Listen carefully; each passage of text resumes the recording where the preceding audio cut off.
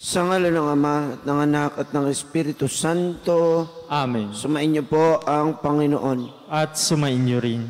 Tinitipon tayo bilang mga kaanib ng angka ng Diyos. Dumulog tayo sa mawaing Panginoon na nagpapatawad ng lubos. Sinugong tagapagpagaling sa mga nagsisisi, Panginoon, kaawaan mo kami. Panginoon, kaawaan mo kami. Dumating na tagapag-anyaya ang mga makasalanan ay magsisi, Kristo, kaawaan mo kami. Kristo, kaawaan mo kami. Nakalukluka sa kanan ng Diyos Ama para ipamagitan kami. Panginoon, kaawaan mo kami. Panginoon, kaawaan mo kami. Kaawaan nawa tayo ng makapangyarihang Diyos, patawarin nawa tayo sa ating mga kasalanan, at patnubayan tayo sa buhay na walang hanggan. Amen. Manalangin tayo. Ama naming makapangyarihan, Ikaw ang lumikha at tagapamahala ng tanang umiiral. Tungayan mo kami upang ang iyong awa ay aming maranasan at ipagkaloob mong Ikaw ay aming wagas na mapaglingkuran. Sa pamamagitan ni Jesucristo, kasama ng Espiritu Santo, magpasawalang hanggan. Amen.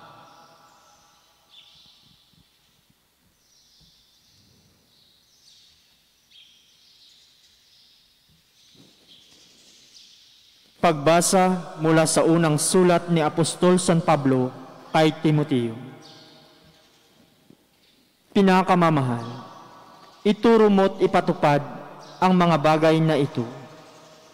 Sino mang nagtuturo ng iba kaysa rito ay di sang-ayon sa salita ng Panginoong Hesukristo at sa mga aral tungkol sa kabanalan ay nagyayabang ngunit walang nalalaman. Sakit na niya ang manuliksa at makipagtalo tungkol sa mga salita, bagay na humahantong sa inggitan, alitan, kutyaan, at pagbibintang. Mahilig din sila makipagtalo sa mga liko ang pag-iisip at di kumikilala sa katotohanan. Mga taong nag-aakala na ang relihiyon ay para ng pagpapayaman. Kung sa bagay, malaki nga ang magpapakinabang sa relihiyon kung ang tao'y marunong masihan. Wala tayong dalang anuman sa sanlibutan at wala rin tayong madadala pag-alis dito. Kaya dapat tayong masiyahan kung tayo'y may kinakain at dinarami. Ang mga nagnanasang yumaman sa anumang paraan ay mahuhulog sa tukso at sa bitag ng masasamang hangarin. Magtutulak sa kanila sa kapahamakan.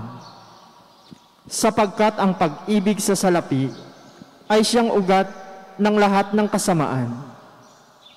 Dahil sa paghahangad na magkamal ng salapi, may mga nalayo sa pananampalataya at nasadlak sa paghihirap ng kalooban.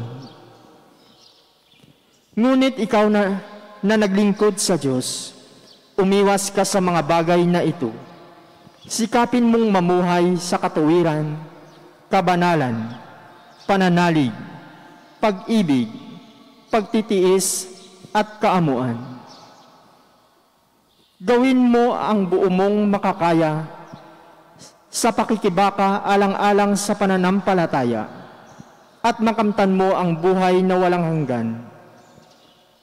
Yamang diyan ka tinawag ng Diyos nang ipahayag mo sa harapan ng maraming saksi ang iyong pananampalataya. Ang salita ng Diyos. Salamat sa Diyos. Salmong tugunan. Mapalad ang mga aba, tanging Diyos ang hari nila. Mapalad ang mga aba, tanging Diyos ang hari nila. Hindi ako natatakot sa panahon ng panganib. Kahit naglipa na ang kaaway sa paligid. Mga taong naghahambog na sa yaman nananalig. Dahilan sa yaman nila'y tumaas ang pag-iisip. Mapalad ang mga aba, tanging Diyos ang hari nila. Hindi kaya ng sinumang ang sarili ay matubos. Hindi kayang mabayaran at tubusin sa kamay ng Diyos. Ang bayad sa kanyang buhay ay halagang sakdal taas. Gaano man kahalagang hawak niya ay hindi sapat upang siya ay mabuhay nang hindi magwawakas at sa labi ng libingan ay hindi mapasadla. Mapalad ang mga aba, tanging Diyos ang hari nila. Di ka dapat na matakot ang tao man ay yumaman. Lumago man ng lumago, yaong kanyang kabuhayan. Hindi ito madadala sapagkat siya'y namatay. Ang yaman ay hindi niya madadala sa libingan. Mapalad ang mga aba, tanging Diyos ang hari nila. At kahit namasiyahan ang tao sa kanyang buhay, dahilan sa sinusuop ng papurit nagtagumpay, masasama pa rin siya sa sinumang nangamatay. Masasadlak pa rin siya sa dilim na walang hanggan. Mapalad ang mga aba, tanging Diyos ang hari nila.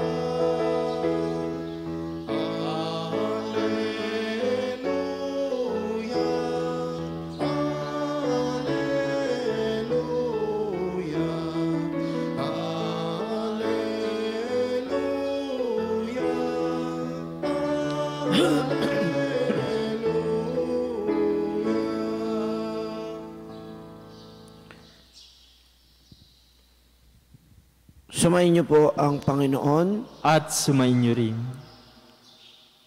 Ang mabuting balita ng Panginoon ayon kay San Lucas. Papuri sa iyo, Panginoon.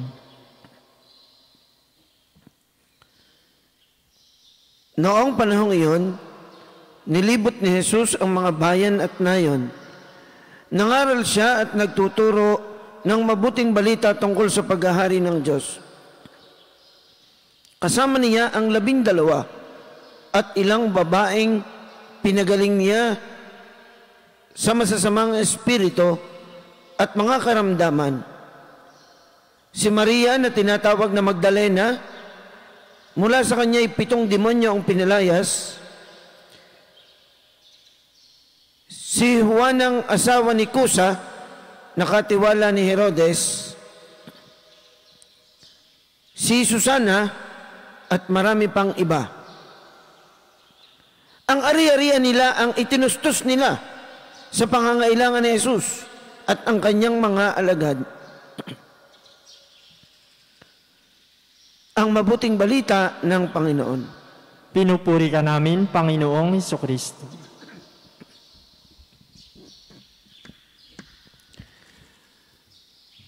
Bukod po sa 12 apostoles at mga alagad ni Jesus, napakinggan natin sa Ebanghelyo na may mga babae na sunod ng sunod kay Jesus. Sila ay mga alagad din ni Jesus. Sila ay mga taga-sunod. Sila ay mga taga-pakinig. Kaya nga't sila ay tinuturing na mga malalapit na alagad ni Jesus. Bukod sa 12 apostoles, may ilang mga babae na sunod ng sunod kay Jesus. May ilang pangalang binanggit. sa Ebanghelyo sa umagang ito. Sinasabi ditong sila ay mga pinagaling din ni Jesus. Kaya nga pagkatapos na sila ay makapakinig at mapagaling ni Jesus, inila na nila ang kanilang sarili sa pagsunod sa Panginoon. Si Maria Magdalena. Tinatawag siyang Magdalena sapagkat siya'y taga Magdala, na kung saan 7 demonyo ang pinalaya sa kanya. Mayaman si Magdalena sapagkat sinasabi ditong itinustos. Isa si Magdalena sa mga itinustos ang kanyang ari-arian sa mga pangangailangan ni Jesus at ng kanyang mga alagad. Kailangan nating bigyan pansin na si Magdalena, hindi ho ito prostitute. Sa history ng simbahan, may pagkakataon na si Maria ay na-identified na siya yung prostitute, hindi po. Iba po yung babaeng prostitute. Hindi po yung si Maria Magdalena. Kaya ito'y maging maliwanag sa atin. Pinagbintangan din na si Maria Magdalena ay asawa o kabit ni Jesus. Hindi ho. Hindi po totoo yun. Sapagkat merong mga tradisyon at nasusulat na malapit si Jesus at si Magdalena sa isa't isa. Kaya pinagbintangan ng iba na marahil si Jesus ay may asawa. Hindi ho, may asawa si Jesus. Wala ho siyang asawa. Hindi ho totoo yun. Ito yung mga bunga ng mga pag-iisip na madumi. Yung mga naiinggit na sa mga gawaing ito ng mga babae. Binanggit din si Juana na asawa ni Kusa. Sino ba si Kusa? Si Kusa ay katiwala ni Herodes. Parang sabi sa tradisyon, ito yung kanyang chief financial officer. Ang asawa niya ay si Juana. Abay, sumusunod din kay Jesus. Ibig sabihin, kung ito yung chief financial officer, mayaman, madatong. So, sinuportahan niya si Jesus. Si Susana, binanggit din dito ang pangalan. At ang mga babaeng ito, lalo na si Maria Magdalena, ang itinuturing na ang apostol para sa mga apostoles. Tatandaan natin na siya ang kauna-unahan. Pagkatapos na si Jesus ay ipako sa krus at muling nabuhay, siya ang kauna-unahang saksi. At siya ang nagpahayag na si Jesus ay muling nabuhay. Si Maria Magdalena. Binigyan siya ng pribilehiyo ng Diyos na siyang maging saksi sa muling pagkabuhay ni Jesus. Ang pinakamahalagang pangyayari sa buhay ni Kristo na binibigyang diin naman sa unang pagbasa ng kahalagahan. Sabi ni Apostol Pablo kay Timoteo na ang kanilang ipinangangaral ay si Jesus ay muling nabuhay sapagkat baliwala ang lahat ng kanilang ginagawa. Ang pangangaral, ang pagpapagaling sa mga may sakit, ang pagpapalaya sa mga demonyo, ang pagtulong, paggawa ng mabuti, lahat ay walang kabuluhan. Walang silbi ang pananampalataya kung si Jesus ay hindi muling nabuhay. Kaya napakahalaga ng pangyayaring yon.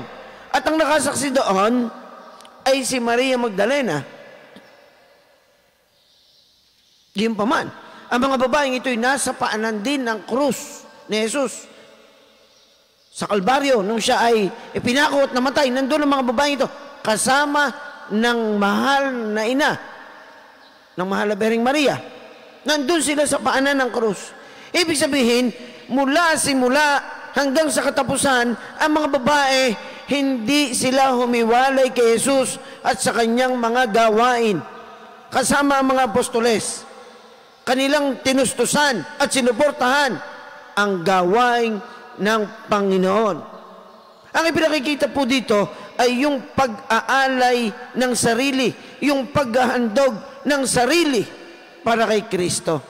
Bagamat mahalaga din na ang mga babaeng ito ang tumustos sa 3 taon ng public ministry ni Jesus, ang mga babaeng ito ang sumuporta at tumulong kay Jesus. Madali naman po itong ating maunawaan sapagkat ito rin ang ating nakikita sa ating simbahan ngayon. Ang marami na sumusuporta sa simbahan at sa mga pari ay mga babae. Abay, di ka nga at pag po ako'y nagmimisa sa mga barangay, sa mga chapel pagdating ko, ay di kayo puno ng babae. Ay di kayo hinahanap ko na sa mga lalaki dito sa inyo. Ang mga lalaki yata hindi katoliko, ba't ilan? Misa dadalwa. Misa yung lang minister, tsaka yung server.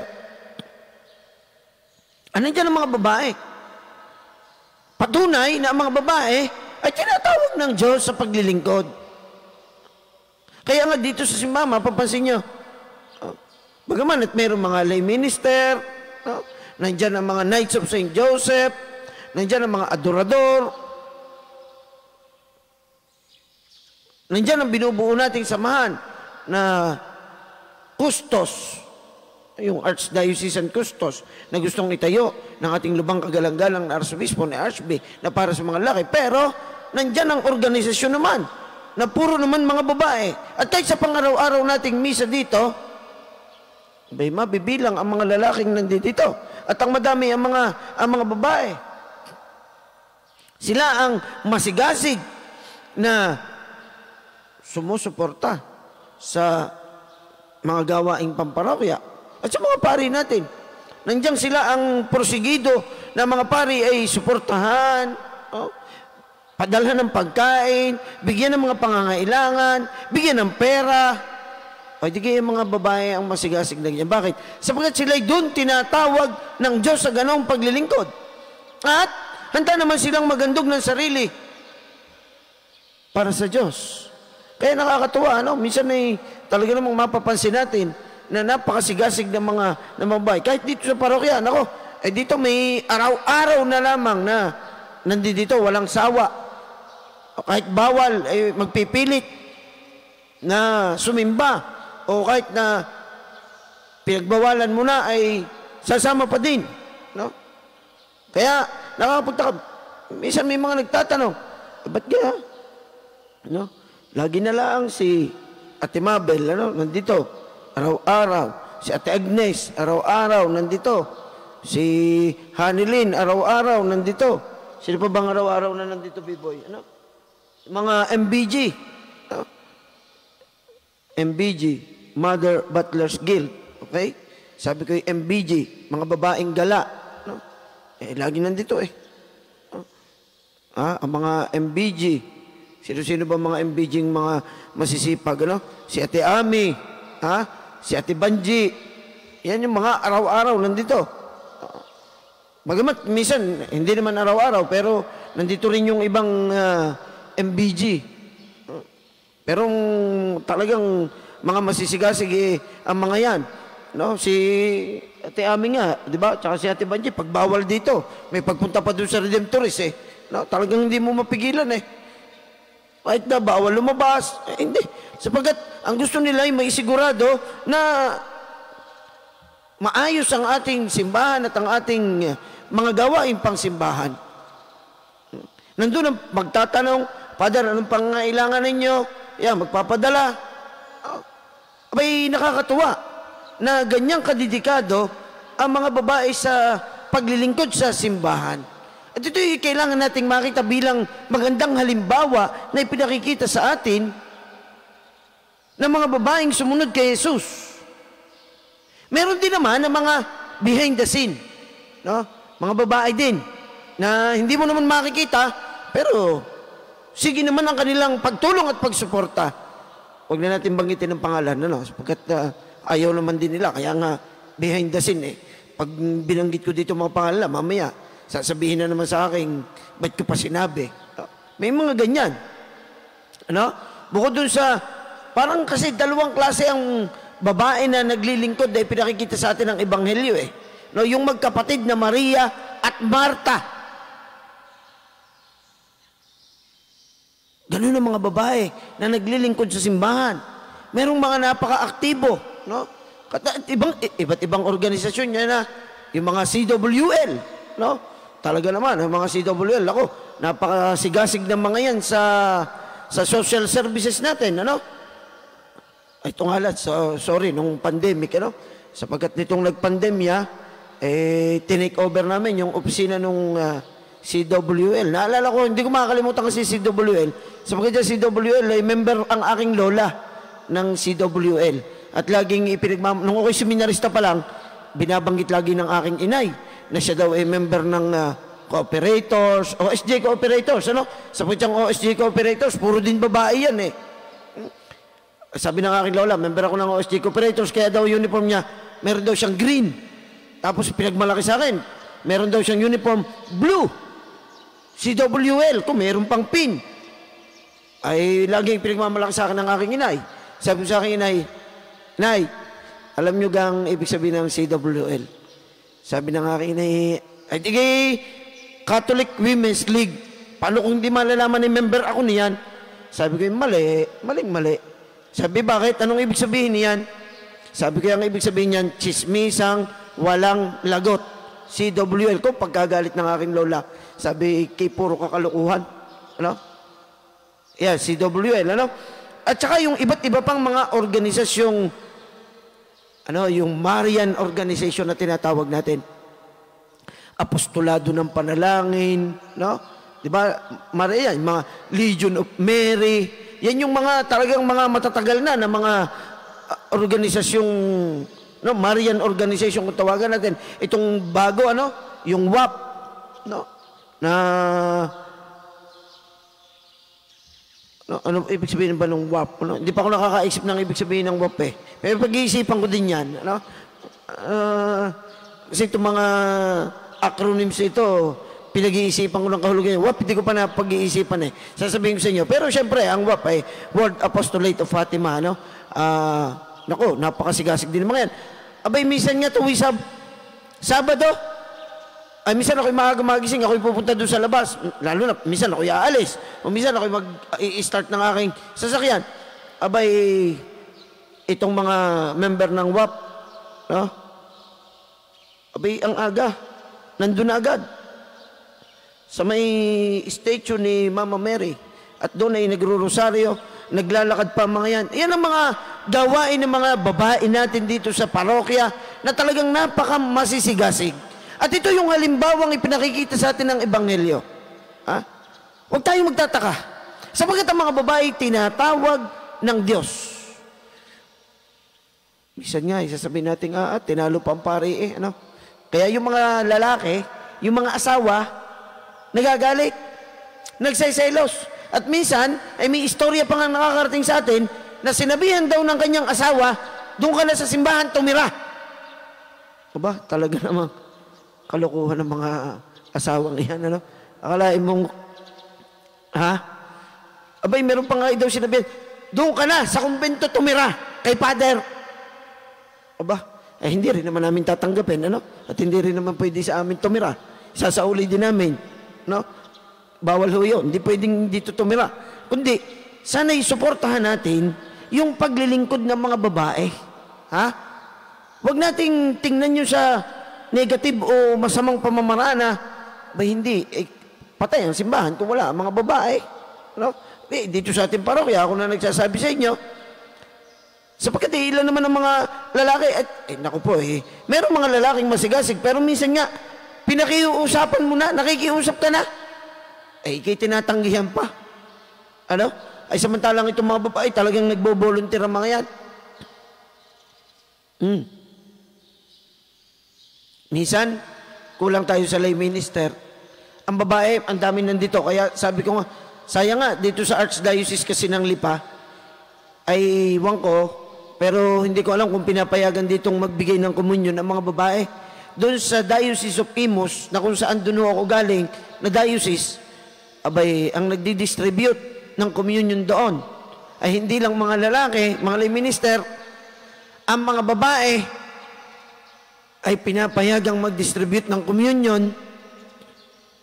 Kaya nung minsan ako'y nakapagsalita dito na kung wala ang mga lay minister ay ang pagbibigyan ko ng communion ay ang mga babae at sasabihin ko kay Archbishop, sapagkat minsan kulang Kaya nga, maging porsigido tayo at tingnan natin yung commitment na ibinigay sa pangunguna ni Maria Magdalena at ng kanyang mga kasamahang babae sa paglilingkod kay Jesus. Hindi po matatawaran ang paglilingkod ng mga kababaihan sa simbahan at sa ating parokya. Kahit nga din sa ating mga barangay chapel, kita nyo, ilang ang ating chapel? 67, 33 barangays. Abay, lahat ng ating chapel coordinator ay babae ay pagkasisigasig ng mga yan, ng mga chapel coordinator. Sila ang talagang nitong pandemic ay napakahalaga ng papel na ginampanan ng ating mga chapel coordinators. Sabi ko nga ay sila ang backbone at skeleton ng ating parokya nitong panahon ng pandemya. Sapagkat kung wala sila, ay nako, talagang patay ang parokyang ito. Silang napakasigasig ang mga babae. Kaya pinasasalamatan natin ang mga kababaihan sa paglilingkod sa ating simbahan. Hari na may huwag kayong manghihinawa. Kahit na minsan, meron mga chismis, mga siraan. Ay sabi ko na may alaya mo na, sila din naman na nagsisir. Sila din naman nagsichismisan. Sila din naman na nagsisiraan. Hayaan mo na, bahala sila. Alam nga naman magchismisan na yung mga lalaki. Alam nga naman magchismisan na yung mga lay minister, at mga Knights of St. Joseph at mga adorador. Ay, minsan may maririnig di tayo mga kwentuhan at mga usapan. Pero dapat yung mga negative na ganun, hindi na natin binibigyang pansin. Dapat ang ating sarili itinutuon natin doon sa paglilingkod. At kahit anong marinig natin na sinasabi ng iba, huwag na nating pansinin. Nakatuon dapat ang ating pansin sa paglilingkod sa ating simbahan para kay Kristo.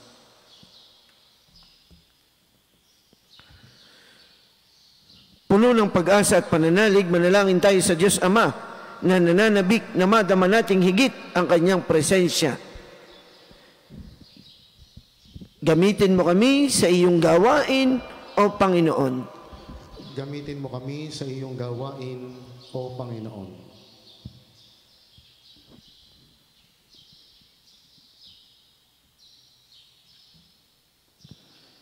Ang simbahan naway patuloy na umunlad at maging simbolo ng katarungan, pag-ibig at katotohanan sa daigdig. Manalangin tayo sa Panginoon. Gamitin mo kami sa iyong gawain, O Panginoon. Bilang isang komunidad, naway huwag nating ipagwalang bahala ang ating buhay pananampalataya. Bagkus, hanapin natin ang Diyos maging sa mga paghihirap at pagsubok. Manalangin tayo sa Panginoon. Gamitin mo kami sa iyong gawain, O Panginoon. Ang mga bata naway lumaki sa pamaraan ng biyaya at tumanda na katulad ng mga taong kawangis ni Kristo. Manalangin tayo sa Panginoon. Gamitin mo kami sa iyong gawain, O Panginoon. Ang mga may sakit naway mapalakas sa pananampalataya sa pamamagitan ng kanilang pag-uugnay, ng kanilang pagdurusa sa mga pagdurusa ni Kristo. Manalangin tayo sa Panginoon. Gamitin mo kami sa iyong gawain, O Panginoon. Ang ating mga mahal na yumao, naway magtamasa ng bunga ng kapayapaan, kaligayahan at kasiyahan sa kaharian ng Diyos. Manalangin tayo sa Panginoon. Gamitin mo kami sa iyong gawain, O Panginoon.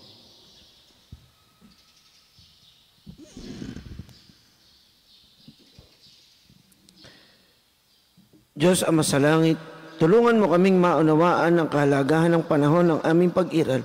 Buksan mo ang aming mga puso upang magbunga kami lagi ng kabutihan. Hiniling po namin ito sa pangalan ni Jesucristo na aming Panginoon.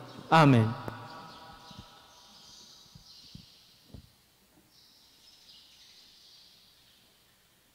Kapuri-puri ka Diyos sa mga lumikha sa sanlibutan, sa iyo pong kagandahang loob narito ang aming may alay. Mula sa lupa at buong lang aming paggawa ang tinapay na ito para maging pagkain nagbibigay buhay. Kapuri-puri ang poong may kapal, ngayon at kailanman.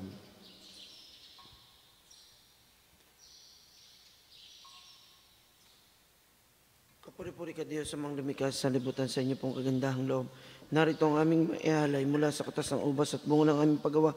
Ang alak na ito para maging inuming nagbibigay ng iyong espiritu. Kapuri-puri ang poong may kapal ngayon at kailanman.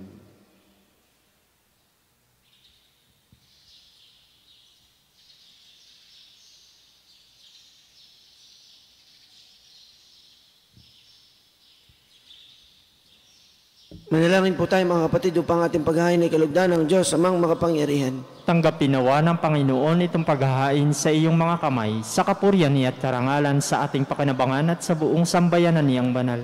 Ama naming lumikha, umawain mong dinggin ang aming mga pitaya at paunlakan mo ang paghahaing aming inihanda upang ang mga handog ng bawat isang nagbigay para sambahin ang banal mong ngalan ay magkamit ng karagdagan mong kasiyahan sa magitan ng Jesucristo kasama ng Espiritu Santo magpasawalang hanggan. Amen. Sumain niyo po ang Panginoon. At sumainyo rin. Itaas po natin sa Diyos ang ating mga puso at diwa. Itinaas na namin sa Panginoon. Pasalamatan po natin ang Panginoong ating Diyos. Marapat na siya ay pasalamatan. Ama naming makapangyarihan, tunay nga marapat na ikaw ay aming pasalamatan sa magitan ng Jesucristo na aming Panginoon. Utang na loob ang nagbubunsod upang gunitain ang kamatayan niya para kami buhayin. Pagtitiwala ang sani ng ligayang di malilimot sa pagkabuhay niyang sa aming kaloob. Pag-asa ang dahilan ng pagiging handa para sa pagbabalik niyang totoong dakila. Kaya kaisa ng mga anghel na nagsisiawit ng papuri sa iyo nang walang humpay sa kalangitan, kami po'y nagbubunyi sa inyong kadakilaan. Santo, Santo, Santo, Panginoong Diyos ng mga hukbo, napupuno ang langit at lupa ng kadakilaan mo. Hosana sa kaitaasan. Pinagpala ang naparirito sa ngalan ng Panginoon, hosana sa kaitaasan. Ama naming banal, ikaw ang bukal ng tanang kabanalan, kaya't sa pamamagitan ng iyong Espiritu, kayon mong banal ang mga kaloob na ito, upang para sa amin ay maging katawan at dugo ng aming Panginoong Jesucristo. Bago niya pinagtiis ang kusang loob na maging handog, hinawakan niya ang tinapay, pinasalamatan kaniya, pinagati-hati niya yon, iniabot sa kanyang mga alagad at sinabi, tanggapin ninyong lahat ito at kanin, ito ang aking katawan na ihandog para sa inyo.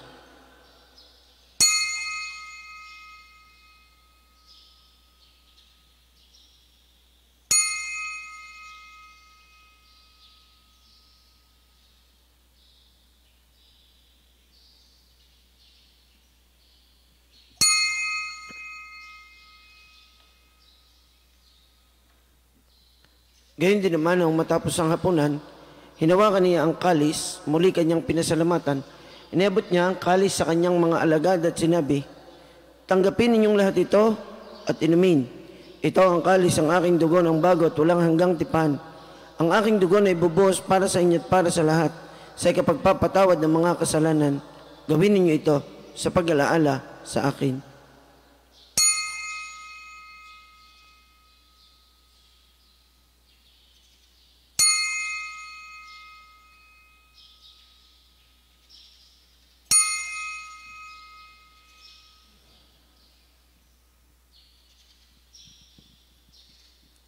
Ipagbunyi po natin ang misteryo ng ating pananampalataya. Si Kristo'y namatay, si Kristo'y nabuhay, si Kristo'y babalik sa wakas ng panahon.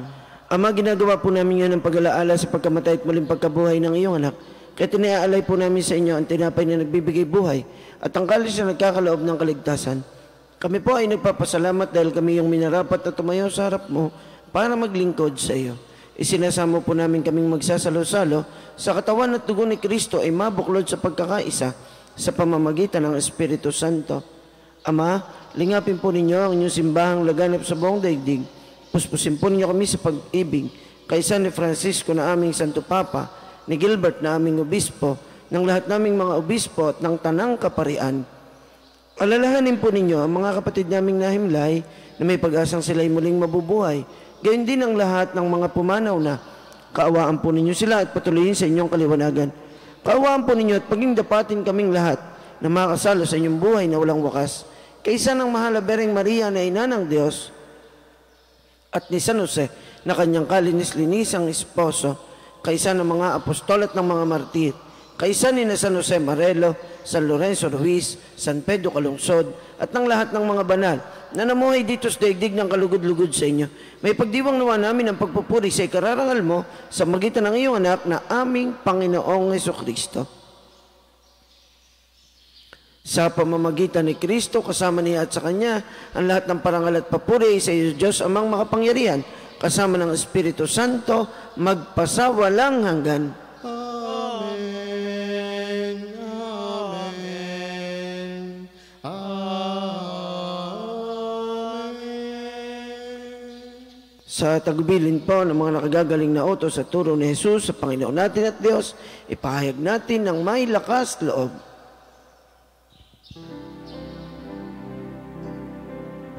Ama namin, sumasalangit ka,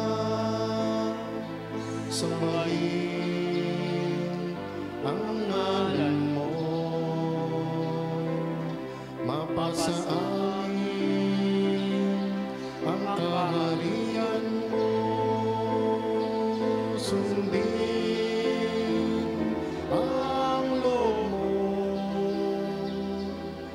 dito sa lupa parang sa langit. Bigyan mo kami ngayon ng aming kakanin sa araw-araw, at patawan mo kami sa aming mga sala, para ng pagpapatawad namin sa nagkakasala sa amin.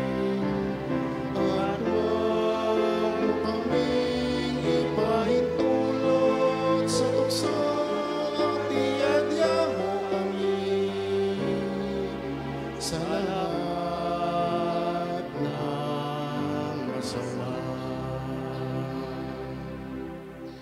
Hinihiling po namin kami iadya sa lahat ng masama. Pagkalooban ng kapayapaan araw-araw, iligtas sa kasalanan at ilayo sa lahat ng kapahamakan. Samantalang kami pinananabikan ng dakilang araw ng pagpapayag ng tagapagligtas naming si Jesucristo.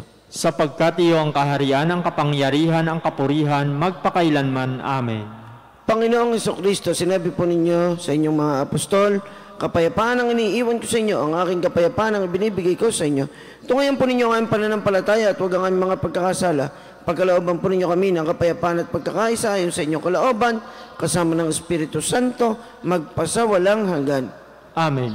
Ang kapayapaan ng Panginoon nawa ay lagi pong sumainyo. At sumainyo rin. Maghangad at magbigayan po tayo ng kapayapaan ni Kristo sa bawat isa.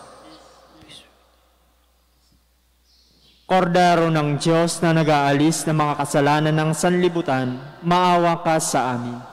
Kordero ng Diyos na nag-aalis ng mga kasalanan ng sanlibutan, maawa ka sa amin. Kordero ng Diyos na nag-aalis ng mga kasalanan ng sanlibutan, ipagkaloob mo sa amin ang kapayapaan.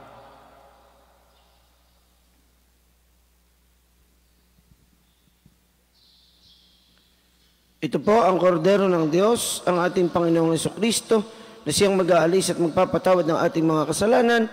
Mapapalad po tayong lahat na inaanyayahan siya ating tanggapin dito sa hapag ng kanyang pag-ibig. Panginoon, hindi ako karapat-dapat na magpatuloy sa iyo, ngunit sa isang salita mo lamang ay gagaling na ako. Ang katawan ni Kristo. Amen. Panginoong Isus, ako ay nananalig na ikaw ay nasa kabanal-banalang sakramento sa altar. Iniibig kita ng higit sa lahat at minimiti kong tanggapin ka sa paraang espiritual dahil hindi ko kayang tanggapin sa panahon ngayon ang iyong katawan at dugo sa banal na sakramento. Kahit man lang sana ay matanggap kita sa paraang espiritual sa aking puso. Niyayakap kita na parabang andito ka na talaga sa aking puso. At inaalay ko ng buong puso ang aking sarili sa iyo. Huwag mong pahintulutang mawalay ako sa iyo. Amen.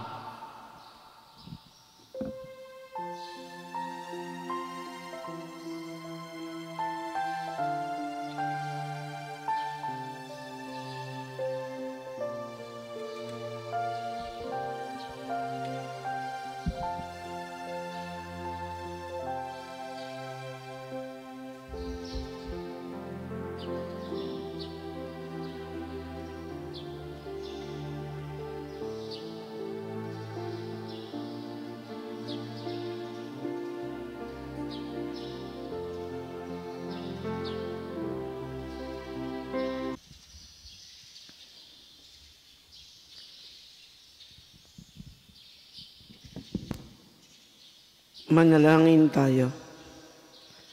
Ama naming mapagmahal, ang aming kalooban naway pagharian ng aming tinanggap na pakikinabang upang huwag ang diwa namin ang umiral, kundi ang bunga ng pagdiriwang ang laging mamayani sa amin sa magitan ni Jesucristo kasama ng Espiritu Santo magpasawalang hanggan. Amen. Sumain niyo po ang Panginoon. At sumain niyo At rin. naway pagpalain po kayong lahat ng makapangyarihan at lubang mapagmahal nating Diyos ng Ama at ng Anak at ng Espiritu Santo. Amen. Ang banal na misa ay naialay na. Humayo kayong taglay ang pag-ibig ng ating Panginoong Jesucristo. Salamat sa Diyos.